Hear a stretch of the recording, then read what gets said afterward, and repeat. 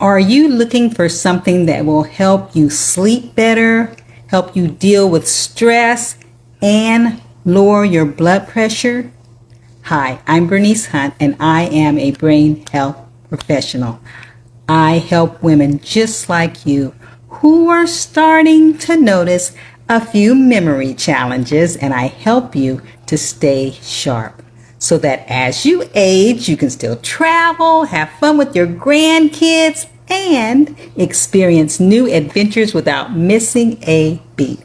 As a wellness coach for over 12 years, I love teaching lifestyle changes that have been research based.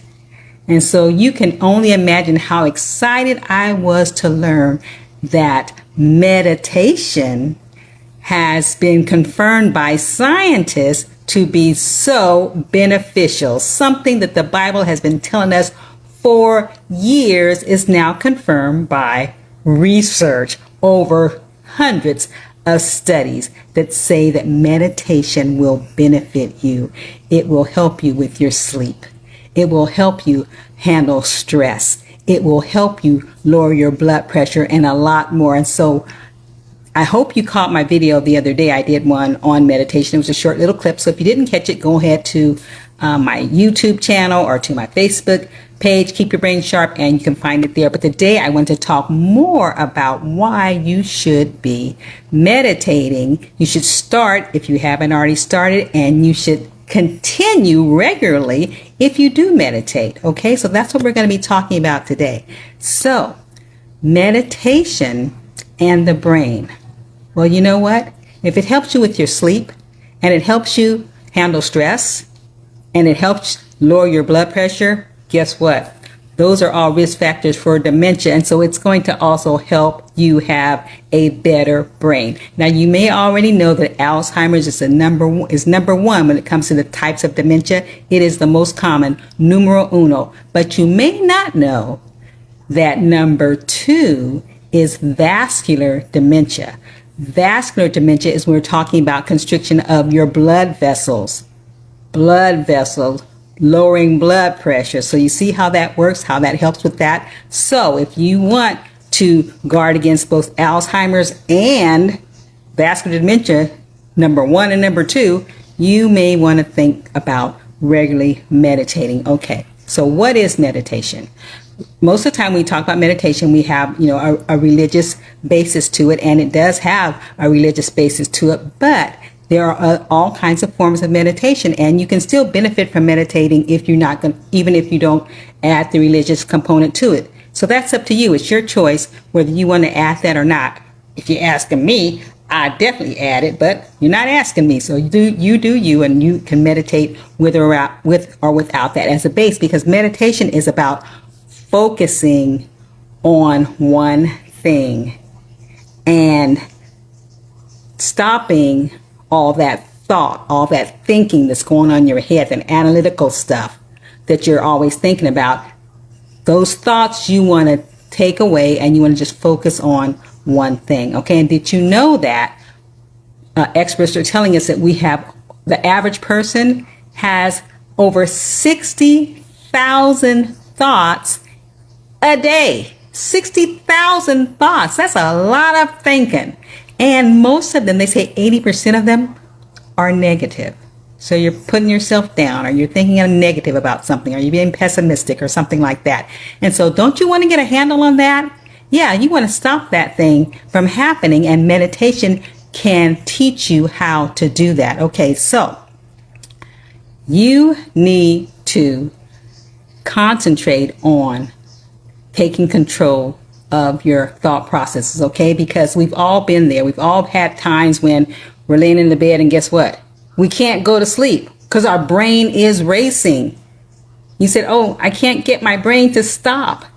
I can't turn it off. You know you've been there. We've all been there. And meditation can help you get control of that, okay? Because not only does it help you with your sleep and your stress and your blood pressure, but it also helps you manage your weight. It helps you with migraines, reducing migraines. It helps you even with controlling pain and addictions. So there are actual physical changes that occur in your body when you regularly meditate. Okay, so you're moving your attention away from your environment. You're deliberately moving your attention away from your body, and you're moving your attention really even away from the passage of time. So you're going to focus on one thing. And when you do that, you start to relax your brain, and your mind goes on like a mini vacation. It's like Calgon, take me away. Your mind goes on break for a minute, and your focus is on that one thing that you're concentrating on, okay? They even say that when you're in that state, it opens you up to your creativity, and you can create things. There's reports, about people, meditation studies that have been done where people, their bodies are healed, where people are put in self-control over their life, where the addictions and things are freed, weight loss, all those things with meditation done regularly. So it's exciting, guys. It's exciting. Now, they say the best time for you to meditate is either first thing in the morning when you wake up or right before you go to bed. Those are the times when your hormonal changes are happening, and your serotonin's going up or your melatonin's going down. Anyway, those are the best time. The worst time to try to meditate, they tell me, is midday or afternoon, when your mind is already busy with all these things happening and all these things your brain is doing. It's kind of hard to get that in control and to diffuse all that. It's a lot to diffuse at that time of day. So it's better, you're better able to get control when you're doing it first thing in the morning or when you're doing it right before you go to bed. Okay, another thing they say is it's not good to try to meditate right after you eat, because once again, your body's already occupied with trying to do some other processing and stuff, and to put that on there to try to diffuse it is a harder task. So first thing in the morning when you get up or right before you go to bed are the best prime times really to do your meditation, because you want your brain to relax. You want it to go into that parasympathetic state where it's resting, digesting, healing, and creating. Okay, that's what you want to have happen. So there's a lot of different ways to meditate, or several different ways to meditate, and you can pick whichever ones you want. But in those situations, in every case, you want to have no distractions, or as few distractions as possible. You want it to be quiet, okay?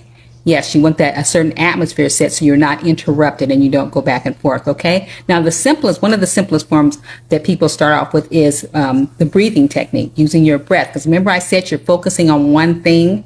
And so if you focus on your breathing, that's something that you really can, get a hold of, and you can do that pretty easily. So that's usually where a lot of people start. You can just start with 2 or 3 minutes a day, and you can increase that to 20 or more minutes a day, but breathing is a good place to start. So what you're going to do is you're going to close your eyes and you're going to take a deep breath, hopefully, preferably using your diaphragmatic breathing, and you're going to breathe in. And when you breathe in and breathe out, your focus is going to be on your breathing. You're going to feel your breath come in, the air come in and the air come out. If you might even hear yourself breathing, your whole attention turns to the breath as it goes in and it goes out. And so you're going to try to not think about anything else. Now, of course, that's easier said than to not think about anything else. So don't be surprised when your mind starts drifting. You find yourself thinking about something. When that happens, and it will, if you keep practicing, you'll get better and better at it.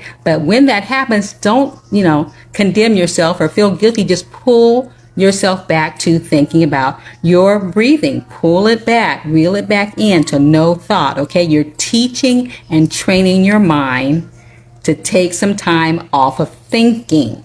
Okay, so you just concentrate on breathing in and breathing out, and that's going to be relaxing your bodies. Even if you have to pull yourself back 100 times in those 2 or 3 minutes, do it. And the more often you do it, the more regularly you practice, the better you're going to get. Okay, so you're going to be training yourself, you're going to get better, and you're going to start reaping the benefits that I talked about, like better sleep, lower blood pressure, handling and managing your stress, managing your weight, all those kind of things. So it's really a good thing, guys. So if you want to know more about the different other types of meditation there is, I'm happy to get that to you. There's more than just the breathing one. Like I said, you can go on my website, keepyourbrainsharp.com, and get access to my resource library. And I have a list of it in there of different other additional tips regarding meditation, also with the benefits of it, as well as different types of meditation that you can do, okay? Because your brain's destiny is in your hands. So this is video number 162, meditation.